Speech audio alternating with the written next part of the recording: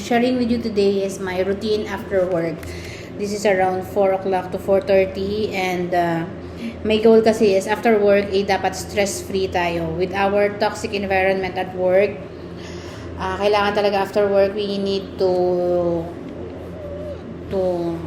be stress-free para lang ma-keep up yung sanity namin dito away from our home.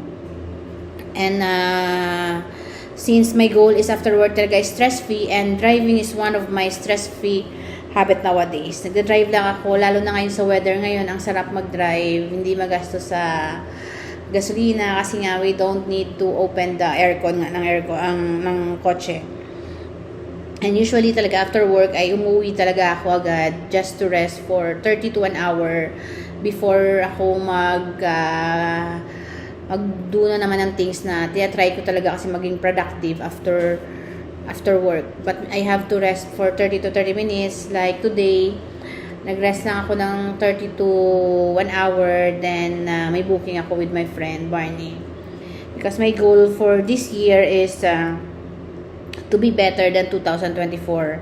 I want to improve sa lahat ng aspect ng buhay ko while enjoying, like developing skills, improving my skills na meron ako, and reading more books.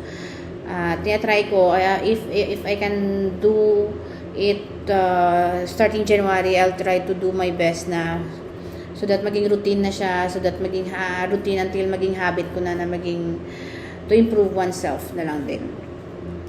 Then, after resting na, sinundo ko na si Barney dyan for our appointment sa souk, gold souk, just to maglakad-lakad lang, just to check kung may mga magagandang design. Sometimes pag may makita kang gustong-gusto mo siya, you motivated ka nang mag-save kasi sabi next time kukunin ko talaga to. And yan, wala pang may nakita si Barney na mas maganda or mas nagusto ang design, kaya nainis siya. Then we transfer for I think 3 to 4 gold store dyan until na nakuha niya yung gustong design niya with the right amount ng budget na nakaalat sa pagbili niya ng ginto. And this one, nakaka-exercise din kami kahit papaano, lakad-lakad, kasi minsan pag uwi talaga matutulog ka na lang kasi pagod. But this time talaga tinatry ko din talagang maging productive after work kasi nga we need to, hindi na dapat talaga sedentary yung lifestyle natin. And naghahanap-hanap kami, and mga ilang siguro mga 30 minutes to 1 hour din yung hanap namin hanggang sa nakita niya na yung gusto niyang bilhin. Then after this one, bumili siya ng chicken, faham, and hinatid ko na rin siya balik sa accommodation niya.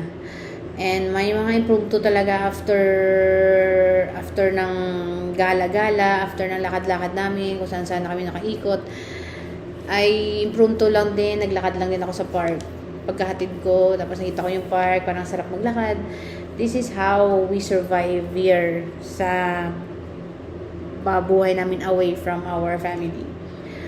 Yan, naglakad lang ako, sa pagmuni-muni, that papasalamat ka din sa Panginoon how you survive a lot of things on your own, malayo sa pamilya, malayo sa loved ones. But here, makikita mo talaga how grateful, how thankful you are sa mga bagay-bagay, sa lahat ng mga privileges, lahat ng mga problema that make us strong, na nairaos natin, na akala natin din natin kaya, but yet we are here striving to be better pa din. And we are here na very thankful sa mga bagay-bagay na meron tayo, sa good health. Makikita mo na yung anong meron tayo, sometimes yung iba pinapangarap pa lang, but yet minsan nagko-complain pa rin tayo kung anong meron tayo.